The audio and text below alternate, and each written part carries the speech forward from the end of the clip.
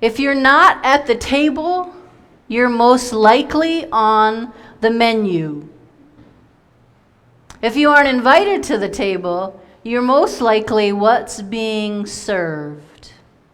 It's to this reality that Jesus speaks a parable this morning. And parables, as you know, aren't those sweet, easy to understand, wrapped up neatly in a beautiful package presented to us. Rather, parables have these twists and turns, and they usually upend what's conventional. They flip it on its head. And that's what Jesus is doing this morning. And it's important to remember in Jesus' time, it was about shame and honor, and about deeply established social norms. And in this parable that Ellen brought to life so beautifully, we hear about Jesus flipping it on its head about who should be invited to the table, who's invited to the banquets, and where do you get to sit. In Jesus' time, they would sit around in a circle, and the person of honor would be right in the middle. And then if you had enough social currency, you would be in that next inner circle. And the less social currency you had, you'd move further out. So those that were on the edges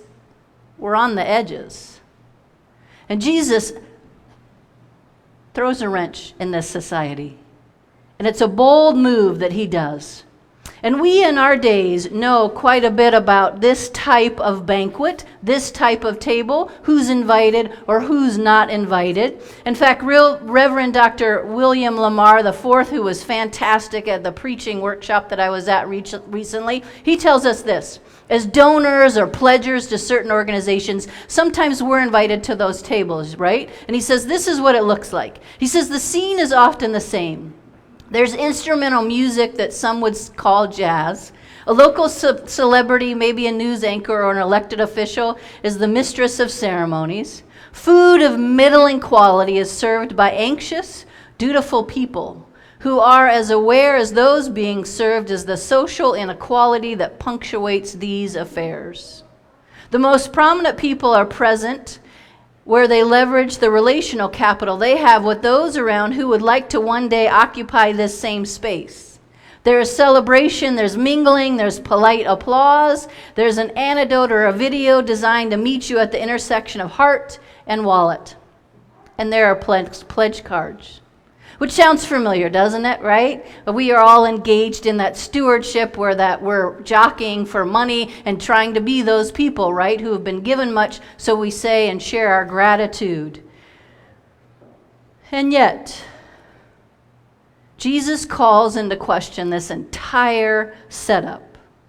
In these days in which we live, how then do we engage these texts? This culture that seems rather addicted to self-promotion, where many of us, we see ourselves on the phone and we're tempted to measure our self-worth. We're tempted to measure how we feel ourselves, right, by our likes or our followers or who gave us a nice smiley face or emoji on our Facebook post.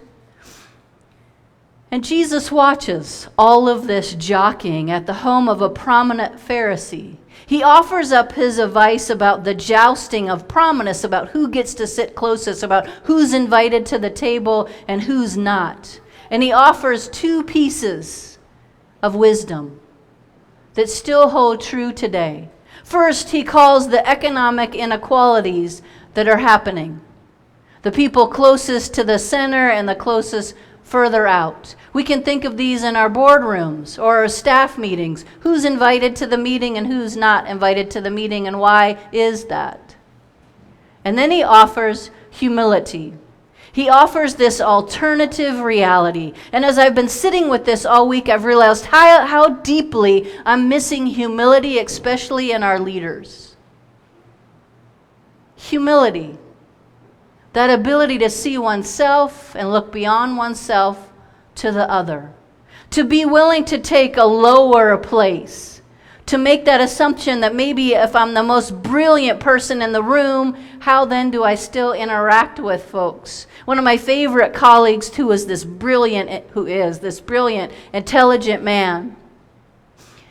One of my mentors. And yet the way he moves about the world, you wouldn't know that his IQ is just astronomically high. And one of my other colleagues met him recently and said, "You didn't tell me he was so brilliant, did you?" I said, "No, he just is a regular person," right? You wouldn't know it because he has a whole lot of humility. Let's have a working definition. Okay, church? Dr. Roberta Bondi tells us this is what humility means. She said she discovered, first of all, that for monastic teachers, humility is the key virtue that is both the starting point and the enabler of the whole Christian experience. What they meant by humility, however, has little to do with our modern, everyday use of the term. For them, humility was not about groveling before God or other human beings. It has nothing to do with being passive or a doormat or glorifying having a poor self-image. It was certainly not a virtue recommended to women or poor people so that they would accept their place in society. She says humility for the ancient teachers meant accepting ourselves and others just as we are. Limitations, vulnerabilities, and our major imperfections included, as already equally valuable and beloved of our God, without our having to prove our worth by what we accomplish, what we own, what we do right, or by our status in society or in the church.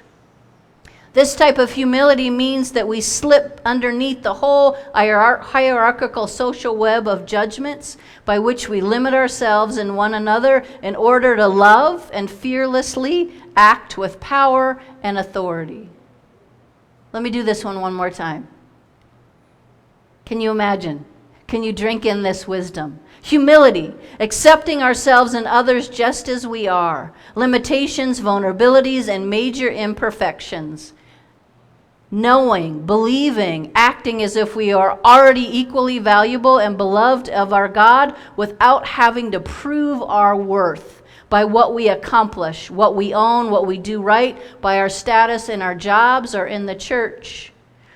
So when we have this humility, then this means we slip beneath this whole hierarchy of social web of judgments which limit us and one another, so that with love we can act fearlessly with power and authority. We do this with a God who doesn't have to prove God's worth in the person that we find in Jesus, this God who does not desire to have power or dominion over human beings, who has no desire to dominate, yet reaches out for love and connection. Humility. To accept ourselves fully right where we are, that we have already been called beloved, and to be able to act in that place. Now here's the tension. I'm sure you already know it exists, right? So we are a people who have this humility then, and we've also been given these God-given unique gifts that we are to manifest and bring into the world, right? And it may mean that we are those folks who have been invited to banquets. It may mean that we have positions where we have influence, where we are to where we are to fully inhabit our gifts in the boardrooms, in the classrooms, in the lunchrooms where our children are going back to school and they get to have that power to invite people to their table. So then when we are people who fully inhabit our gifts and we're invited into those boardrooms or we supervise folks, we get to look around the table and say, who's not present here? And why is that? We get to look around that table and say, who needs to be invited to that table so that we can all flourish, so we can have the betterment for not only our team, but the betterment of humanity. It's what Ellen talked about with our kids this morning, right? That kindness and that right action that expands the table instead of shrinking it. The key point, and I hope you all know this, is not to avoid those halls of power or not to avoid those key leadership positions. Rather, it's to avoid turning the pursuit of power and privilege into an idol. It's about the humility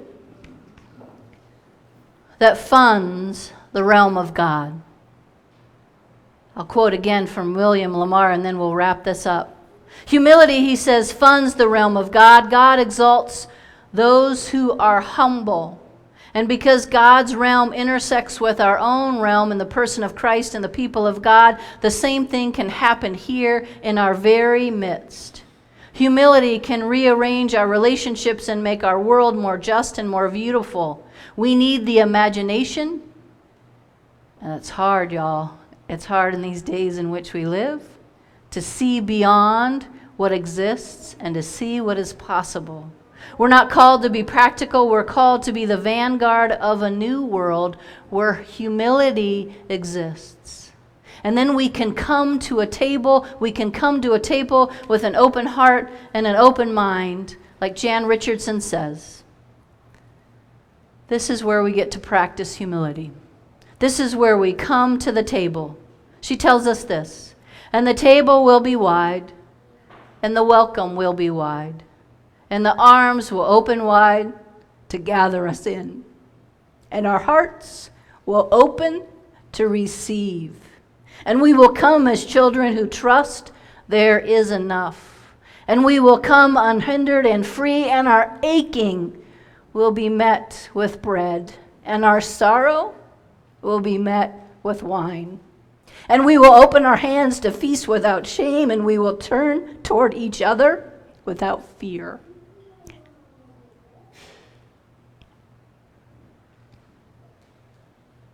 And we will give up our appetite for despair, and we will taste and know of delight. And we then, my beloved congregation, will become bread for a hungering world.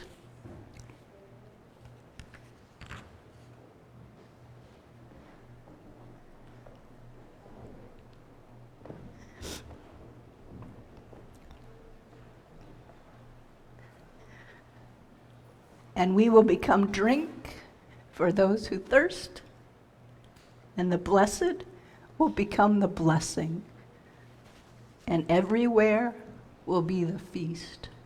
And we will become drink for those who thirst, and the blessed will become the blessing, and everywhere will be the feast. So we ask, God, that it would be so in and through us. Amen.